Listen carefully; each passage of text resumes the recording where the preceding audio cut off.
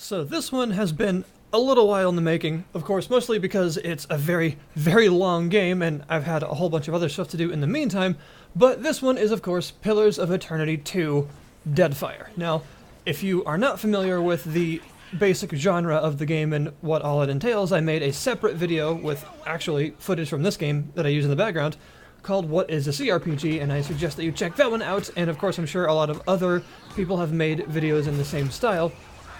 But Pillars of Eternity and its sequel are CRPGs, so, you kind of need a little bit of a basis on what that means, but it is a CRPG in the classic style, the old style, as in like Baldur's Gate and games of that nature from over a decade ago. And it pulls it off really well, and very much the same way as the first game did, but with several pretty important changes, and some people really enjoy the changes, and some people really, really aren't as much of a fan, but the changes are there nonetheless. So, Pillars of Eternity 2, its setting is probably one of its largest sort of narrative changes, and its setting is the Deadfire Archipelago, which is a large set of islands and island chains in a sort of tropical pirate-themed sort of environment, and that means there is a lot of pirate and Age of Sail themes going on in this game, whereas the first game took place in mostly one large continent that involved lots of walking around on foot for your exploration.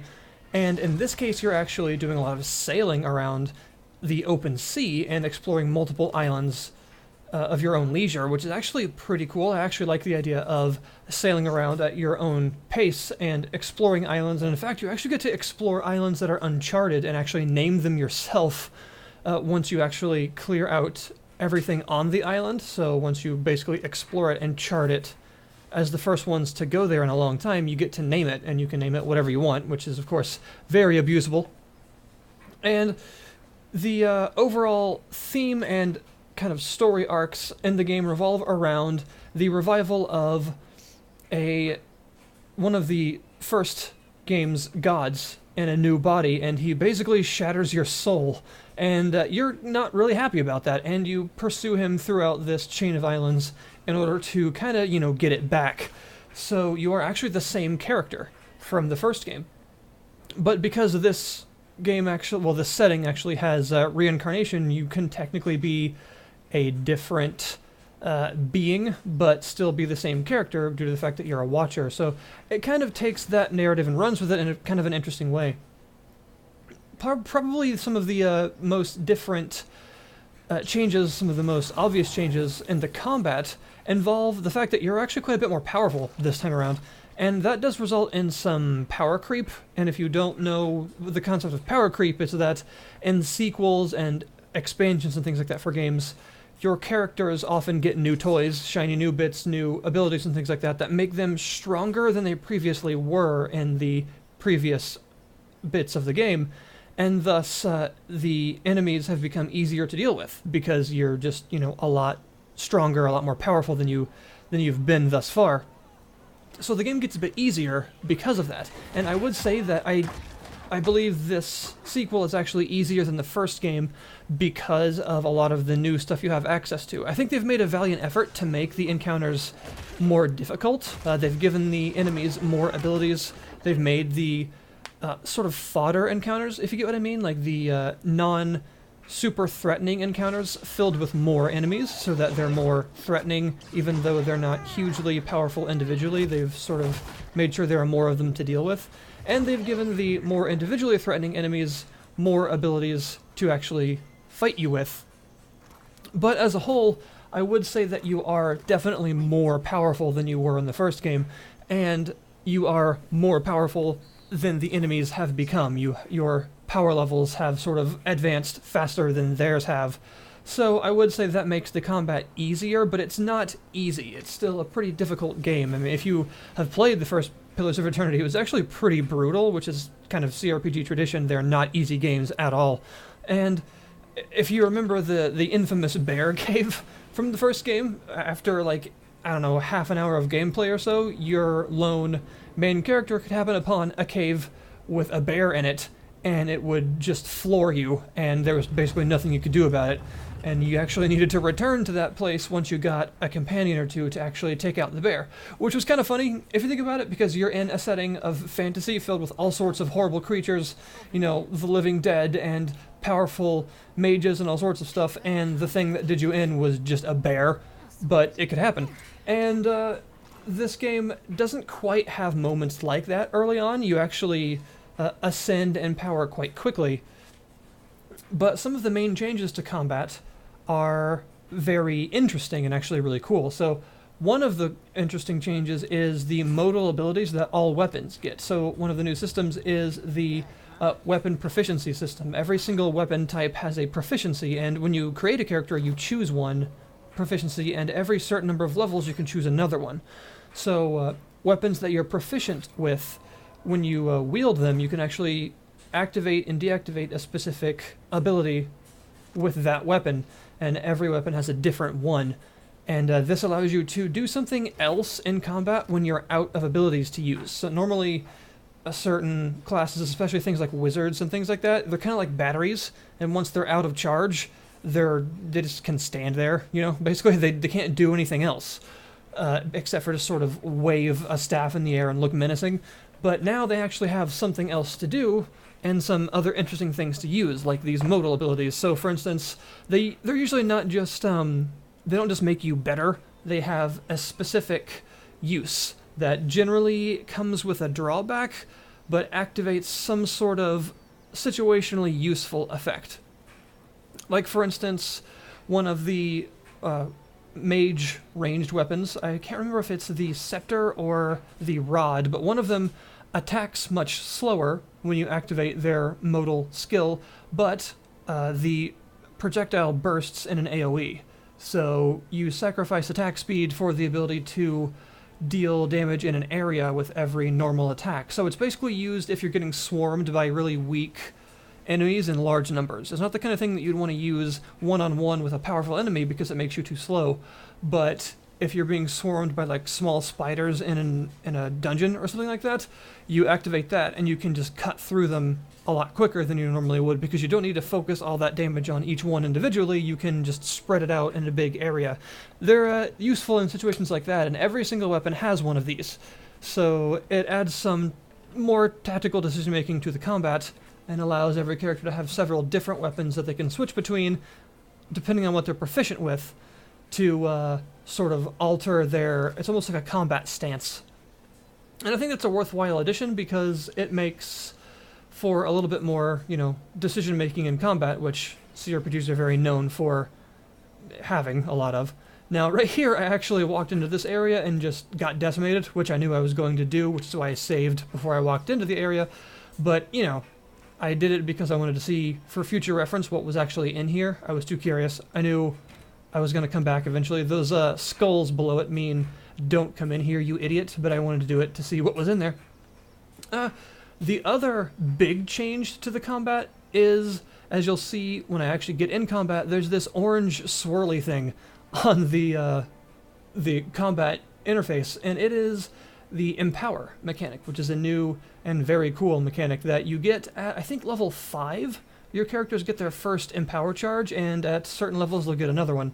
This is really, really neat, and I think it is one of the biggest new functions that add a lot of very cool and very useful functionality to every single character, and is also one of the things that makes you very powerful and potentially makes some encounters a little too easy, depending on how you use it, but it also is something that can allow you to beat encounters that you shouldn't otherwise be able to if you apply them tactically. So that little orange swirly thing there. Empower charges are actually dual use. They can be used in two ways, and they have two different restrictions as to how you use them. So one is if you click it and then click your character, it will restore half of your character's resources. So, like I mentioned earlier, wizards and other characters like that are kind of like batteries, and once they run out of their spells, they have not quite as much utility because they can't do as much. But yeah, using one of these in combat will allow you to get half of your spells back for that combat, and then you can suddenly cast again. And this works for every single character class, because now all the classes actually have some sort of resource using sort of list of abilities. So now this will allow you to get half of those back immediately so you can cast again, which is extremely useful, especially if you think you can actually push through and beat a tough encounter, but you just need a little bit more to get there. This will give you that small amount more of a sort of push to do it. The other way to use them is instead to click the Empower icon and then click a skill, click an ability to use. And doing that will consume an Empower charge and then cast that spell or skill as if it were 5 levels higher than it actually is, which is a lot, because this is a CRPG, so even 1 or 2 levels of difference is a lot. So 5 levels is actually pretty much an enormous difference in terms of its power, and this can be used on anything. So if it's used on a damaging skill, it will do a tremendous amount of damage compared to what it normally does. If it's a healing skill, it will heal a lot more. If it's an area of effect skill, the area of effect is enhanced a lot. Or if it's some sort of, like that skill I just used there that puts things to sleep, it will be much harder to resist and can affect things that are of a significantly higher level than it normally would be able to. Things like that. So these Empower charges have a lot of utility and can be used in a lot of different ways. And using them strategically can often make the difference between losing a battle to things that are of a higher level than you, and potentially being able to actually win a battle against things that you normally maybe shouldn't be able to. That battle there was a little bit too hard because those things are at least 4 levels higher than me, and there are like 5 of them, so there's not much I can really do right now. I just wanted to walk in there and see what I would actually be facing for future reference. But I have been able to use those to good effect to actually beat like boss level things that were, I think, about 5 levels higher than me, just because there was one of them, so I could actually focus on it. And it's satisfying to actually be able to take out things just by, using your brain a little bit because of those. And although I think that's one of the main sources of the power creep in the game, that may make things a little bit too easy at times, they're also a really, really cool mechanic, I think, and I was impressed when it actually showed up because I had no idea that was actually in the game. And they're definitely really, really cool to see. You also have a lot more abilities in general, I think, in this game than you had before, and one of the other huge differences in character creation and just the characters that you have with you is you can actually multiclass in this game now. If you want. You don't have to, but you can, and this is an example of that right now to show you how it works. Both for your character and for any of the companions, both from the previous game and the new ones that you get in this game, you can either choose a single class and all of the subclasses associated with it, or you can choose 2 classes and multiclass, have both of them active at the same time. A multiclass character is, of course, limited in a couple of different ways. They can't do everything that a single class character can do in the same way that they are in something like Dungeons & Dragons. The 2 power levels, the 2 highest power levels, 8 and 9, they can't get to. So the 2 sort of end game spell levels and things like that, the like really high level stuff like Meteor Swarm and all that, they won't be able to get to those for both of their chosen classes. And they're also a little bit slower in advancing power levels. They're about 1 to 2 levels behind a single class character and getting to the next level up of spells and abilities. But that, of course, is offset by the fact that they have 2 classes worth of spells and abilities to choose from. But they are not limited in the actual combinations that they can choose. You can be any combination of any 2 classes. So you can be a paladin, druid, or chanter, or cipher, or whatever. You can be any 2 that you want, which is really neat, actually. And the game actually has names for every combination of every 2 classes. It has specific names. So, for instance, I'm a wizard druid on my main character, and that's called a sorcerer. That's what the game actually terms it. So every single combination of every 2 classes has a specific name, which is neat. I should also point out that those Empower charges are limited in 2 specific ways. For one, they're only restored by resting. You can't restore them in any other way, so eventually if you use them you will have to rest to get them back, and you can only use 1 of them per encounter. No matter how many you have, once a character uses one, that's it. You have to, deal with it. Deal with the choice that you made, and they cannot use any more that fight. So I think they're limited in a fair way. You can't just blast through a huge group of enemies by continually draining all of them. And I think, as you can see, there are a fairly large number of selectable abilities, skills, passives, and all sorts of things for all of your characters. And even if they're single-classed. Single-classed characters are not useless, even though you can multiclass now because of all the extra power that they get and the extra utility they get for being able to go through the power levels faster and more completely is very useful. Now, the overall CRPG goodness of not necessarily having to fight everything and having all these various skill checks and all the other stuff that you can find and make your way through in a non-combat way that's always, really exciting for a CRPG to be able to do all these things is very much here. It is not, a dumbed-down experience in any way, and there is all sorts of side questing and stuff to be had. In fact, I would say that the side questing in this game is actually probably the higher point, and that's maybe something that some people may not like as much. In the first Pillars of Eternity, the main quest line had a fair bit of variance to it, and the side questing was fairly... it was okay. It had some pretty interesting points. It had some alright points. The character side questing, the quests for your individual companions were really pretty cool. But the main quest line didn't feel particularly linear. There was a lot going on with it. I would say that in Pillars of Eternity 2, the main quest line almost feels a bit like an Elder Scrolls main quest line, if that makes sense, where, you can do it, it's not extremely long, and it's fairly linear feeling, but it's very, very easy to get lost along the way with tons and tons of side quests and character-specific quests that are often more interestingly written and have a lot more to do. So that might rub some people the wrong way. I still think that the main quest line is fairly interesting, but it definitely feels more linear, possibly because of how interesting the exploration is and how much there is to do on the open sea, that when you remember how specific the places you need to go in one very particular order of chain to chain, location to location for the main questline is, it feels more limited as a result. I think that's probably the idea. But that does leave a lot of room for side quests, and there are a ton of them. There are a huge, massive number of side quests in this game. And again, very much like the Elder Scrolls example that I gave earlier, when it comes to just going into a new city that you haven't been to before and getting lost in just talking to NPCs and going back and forth between inns and shops and just getting new quests to venture out to once you leave the city, that does happen almost every single time. And you will quickly have a quest log filled up with new things to do every time you get to a new place, which is a good feeling because the quests, the side quests are, I think, pretty well written. In fact, I think the writing in general is maybe a little better in this game in a lot of respects, but that's, I think, a personal preference because I found that the very grimdark kind of writing of the first game was pretty cool for a lot of it, but it was a little bit overbearing and a little too, try-hard edgy at certain points. It was almost like a little too grimdark, like it was trying to be 40k at some points, and that's not really my thing unless I'm really, really in the mood for that.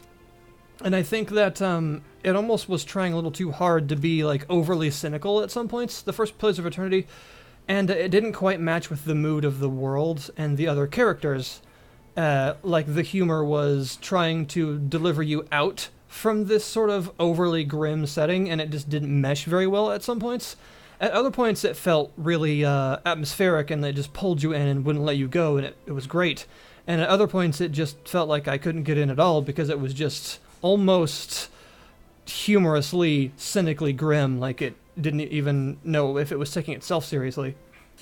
And I feel that the kind of more colorful, slightly lighter, but still knowingly adult setting of Pillars of Eternity 2, of the archipelago that it's in, is more believable, more interesting, and I personally like it better, I think, as a result of that. And the side quests that you go down show that setting and flesh it out in an interesting way, and I appreciate that a lot personally. That, of course, is not going to be the case for everyone, but it is for me. And as well as of course, this works for the characters. Both the characters that are imported, you could say, from the first game that are still here and have their own reasons for being here along with you. I find that their new quests are believably interesting. They have a reason for having more character quests in the archipelago, and those quests are impactful both for them and for your character, as for, why they're here, and they're interesting and they're fun to follow and they're meaningful.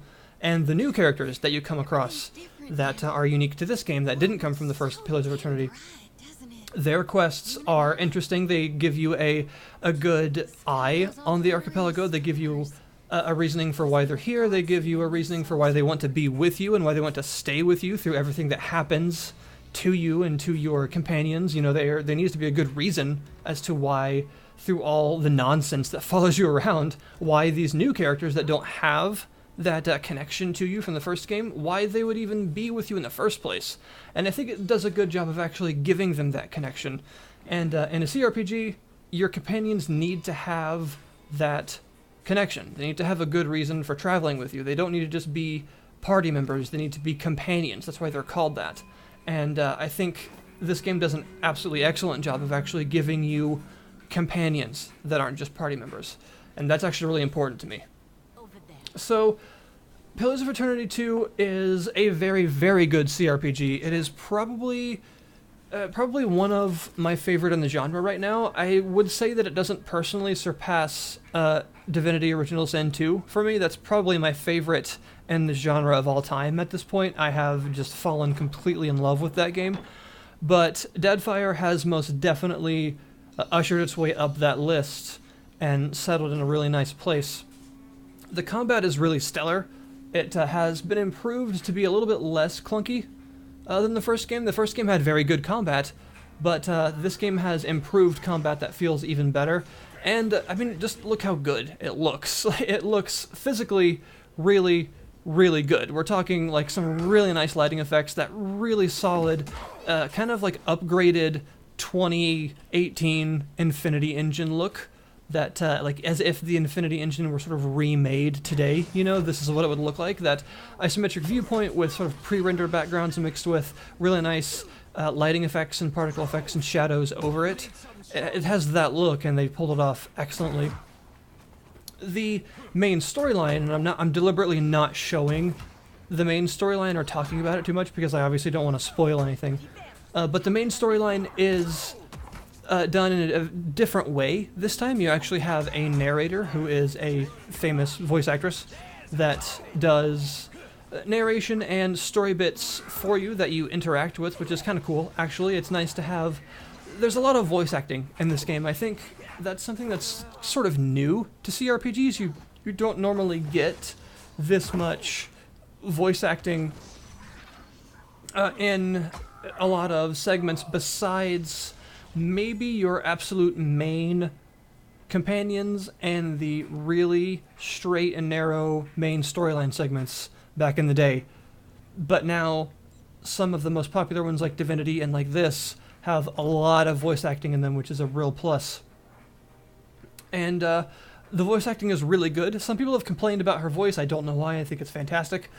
And it's kind of cool to have that narration that follows you around and is done in a sort of like third-person way that it's, it feels like a novel. It's like you're reading a novel. The main storyline is done in that kind of fashion.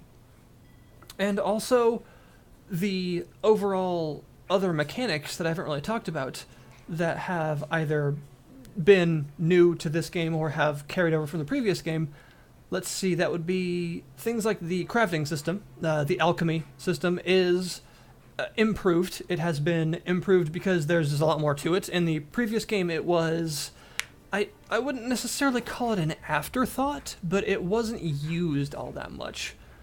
It was basic. Now there's a lot more that you can make with it, and it's actually quite nice to do so because a lot of the stuff that you can make with it is fairly expensive. So it's either nice to make it so you can sell it, or nice to make it so that you don't have to buy it yourself. And there's significantly more ingredients and recipes to use in it, so it feels more fleshed out and more useful in general, which is good. and that gives the alchemy skill more of a worthwhile presence, which is better than its presence in the first game, which was not as useful in everything except for very early on, I found. The enchanting and otherwise just, equipment system has been changed as well.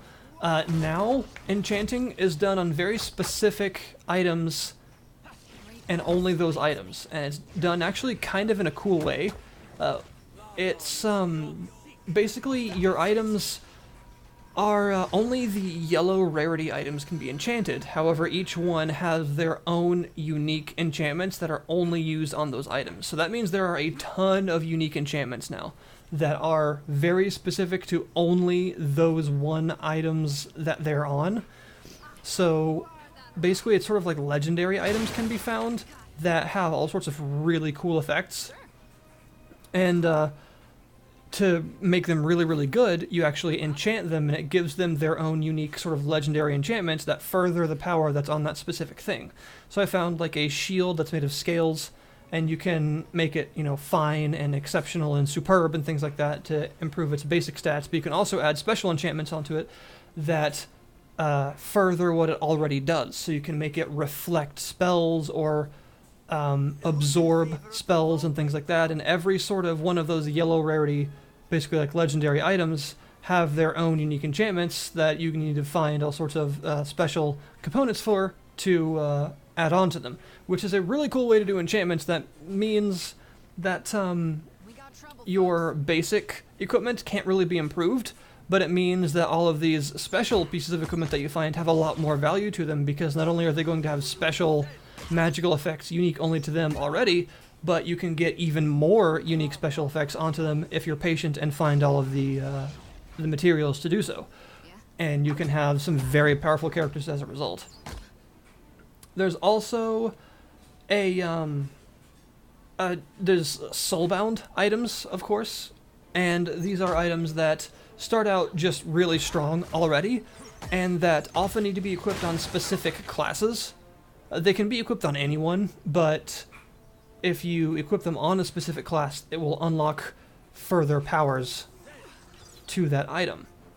And if you then get kills with the item or do specific things with the item, it will keep improving it more and more and unlock specific new enchantments and things like that. They're really cool, actually. I found this sacrificial dagger that is soulbound and can be used on priests. And as you do so, it will get stronger and stronger, and it's already... it's really good, we'll just say. It's very, very strong. So I would say that the itemization in this game is an improvement over the first games because of things like that, that give unique items and new items and legendary items and like an interesting flavor all their own that makes them better than in the previous game. And items are not really stat sticks so much anymore because of all of the large collection of unique enchantments and things that are in the game that really add a lot of flavor to them and make them useful and unique for specific circumstances. It's pretty cool, actually. I tend to like that sort of thing. So, and of course, you've also got the ship. Personally, I really liked the management of Kednua, your stronghold, in the first game. I thought that added a lot to the game, and I do miss that in this game. I thought personally that was more interesting than the management of the ship in this game, but I will say that the ship does add some flavor to the game, and although I miss the stronghold, the ship is still fun to manage. So you have your ship, the Defiant, and you can get other ships, and you can get crew and equipment for your ship, which is important. So you can actually hire your crew, and the game actually names your crew, and the names will show up in events, and it will actually recite their names in various events and random events and stuff like that along the way, which is a nice touch. You have to put crew where they're most useful, so, a chef would go in the kitchen. You wouldn't want to put them on the cannons unless you absolutely had to because if some other cannoneer was injured in some ship combat or something. And you can get cannonballs and, medicine and all sorts of other stuff like that you need to make sure the ship is running as smoothly as it can. And, you have to feed them and water them like plants. No, you have to feed them and make sure that they have resources that are necessary to keep their morale up, and if their morale dips too low, they will actually potentially mutiny, and you may have to even fight your own crew and even kill them and have to replace them with a new crew, so do try to keep them at high morale. So the ship is not just a method of sailing around the world, it is actually an ecosystem that you have to keep running, which is cool. And it's sort of the replacement for Kednua in this game. And you gotta do everything from managing all the crew positions to hiring new crew and some rewards for specific places, specific quests and things like that involve actually getting very rare crew that are very good at specific things. And there is ship combat, although it's not that great, to be honest with you. It's functional, is what I'll say.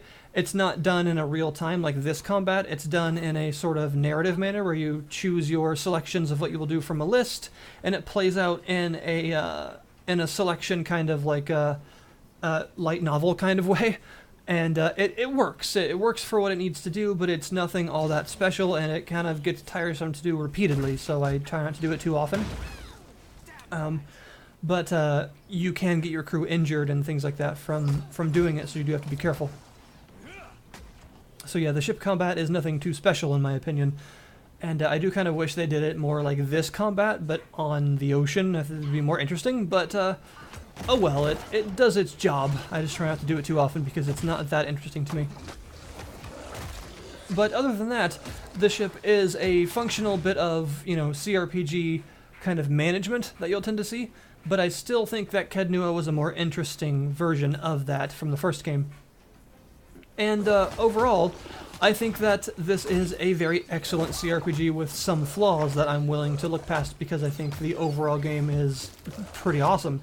And if you would like to play it, the link is of course in the description below this video to actually give it a try yourself. And it will run you about 50 bucks, which I think is entirely fair. The first one was about that much as well, and there is of course a lot to do in this game. It is extremely long, and the Beast of Winter DLC was actually just released for this for $10, and I've heard that it's actually a very good DLC as well. And there are tons of free packs to add to the game as well and stuff like that if you want to check those out.